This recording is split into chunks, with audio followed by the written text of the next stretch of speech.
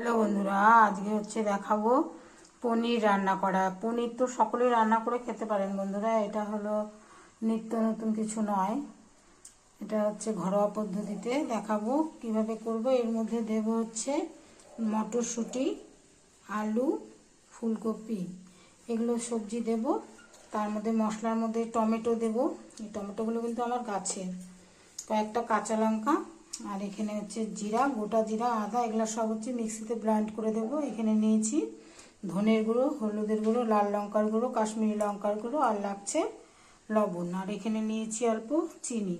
ফোড়নে কি কি দেবো বন্ধুরা, এখানে দেবো হচ্ছে গোটা জিরা, তেজপাতা, শুকনো লঙ্কা, লং, এলাচ, দারচিনি।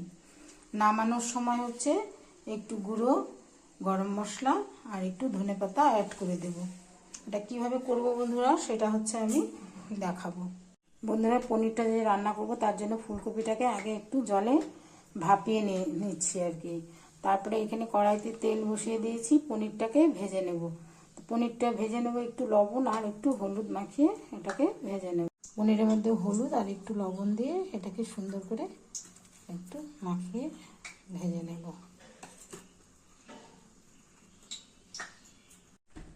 তেলটা গরম হয়ে গেছে বন্ধুরা, এখন হালকা ভাজা করে নেব, নিয়ে একটু গরম জলে ভিজিয়ে রাখবো। মিক্সিতে একটা মশলা করে নেব বন্ধুরা, তার জন্য দেব হচ্ছে টমেটো দেব, কয়েকটা কাঁচা পাকা লঙ্কা দেব, হচ্ছে আদা দেব, হচ্ছে গোটা জিরে। এগুলো দিয়ে হচ্ছে মশলাটা করে নেব।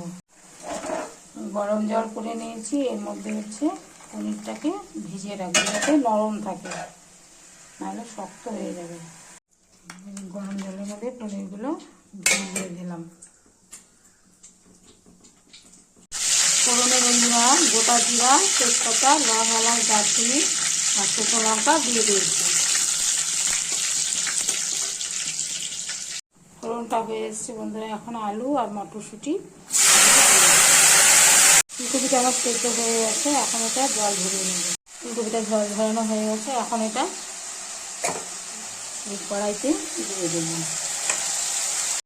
এগুলোকে বন্ধুরা ভালো করে একটু ভাজা ভাজা করে নিতে হবে। সুন্দর করে ভাজাটা করে নিলে পরে স্বাদটা ভালো হবে। এটা ভাজা করে নিয়ে মশলাগুলো অ্যাড করব। মশলাটাকে দিয়ে ভালো করে কষিয়ে নেব।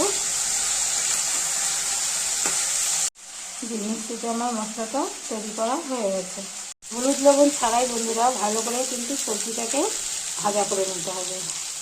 এই বন্ধুরা সবজিটা অনেকটা ভাজা ভাজা হয়ে এসছে, এখন হচ্ছে মশলাটা দিয়ে দেবো, দিয়ে ভালো করে কষিয়ে নেব। এই বন্ধুরা সবজিটা কষানো হয়ে গেছে, তেল ছাড়ছে, এখন বোঝা যাবে যে এটা কষানো হয়ে গেছে। এখন পনিরগুলো দিয়ে দেবো, তার আগে অল্প একটু গরম জল দেবো।